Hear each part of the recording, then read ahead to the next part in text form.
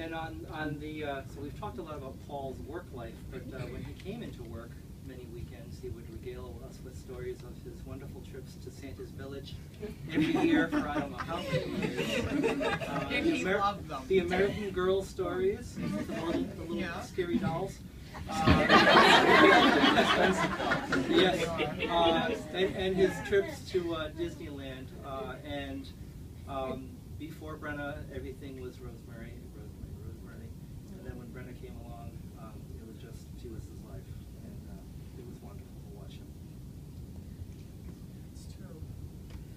And I had the privilege of working with him for the past 2 years when I came back to the tour program, and he was always, I always think of him as a true gentleman, and he would always get his work done. He had some complicated knots he had to undo with people who wanted to get credit for courses that would allow them to be a toxic use reduction trainer, which really had no bearing on the certification, and he'd always handle it with diplomacy. He'd know when to come for assistance and would get it and would handle it wonderfully. And the other thing he was willing to do is he was willing to try new ways of doing things and use new systems and do it graciously, not always happily, but he would work at it and get it till he was done. And I miss him terribly, and all of our tour partners at OTA and the Toxic Use Reduction Institute miss him as well, and they always think of him and mention him all the time. May I add something?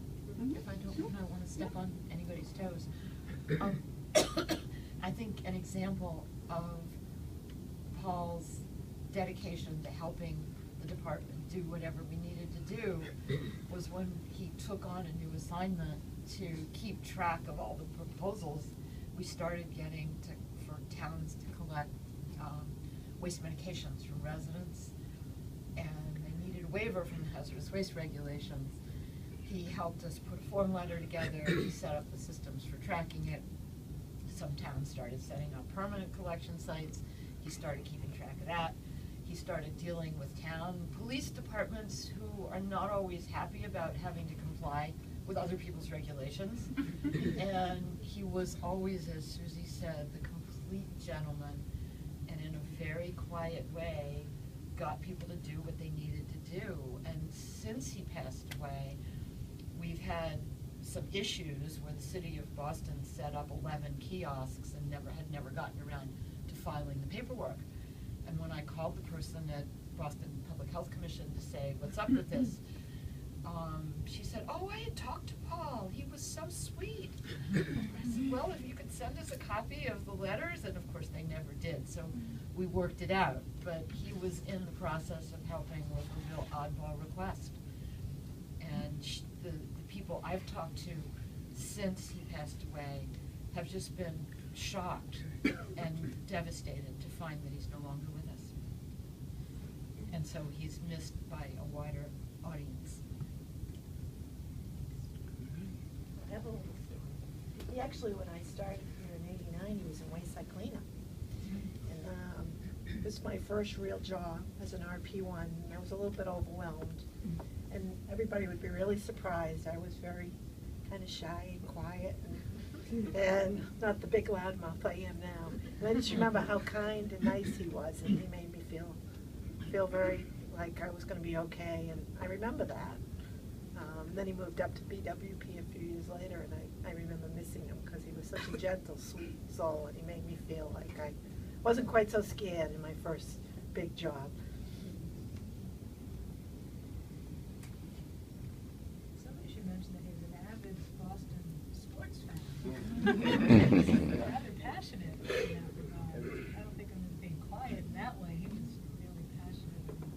I enjoyed hearing him talk to some of the other, colleagues about it. I was going to say he was an avid Celtics fan, for sure. I always loved talking with him about that. He served for over 20 years on our public speaking Toastmasters Club here, and was really an integral part of that. Very generous about helping others improve their skills, and gave some wonderful speeches on the historical context, from a historical perspective, and as a professor almost in that role. So sorely miss Paul. Anyone else like to add a few more? like to thank everyone for being here today and for giving us the opportunity to be here too. It's clear that we're all going to miss Paul a great deal, and it's going to leave a big gap in the agency. But we're happy to be able to have this token of dedicating this room as a testament to his leadership and his friendship and his professionalism in helping the community here and as a teacher. And so I think if you would do the honors of unveiling That's the... our version of a curtain. I didn't even know that. We're so slick. You just can peel it right off.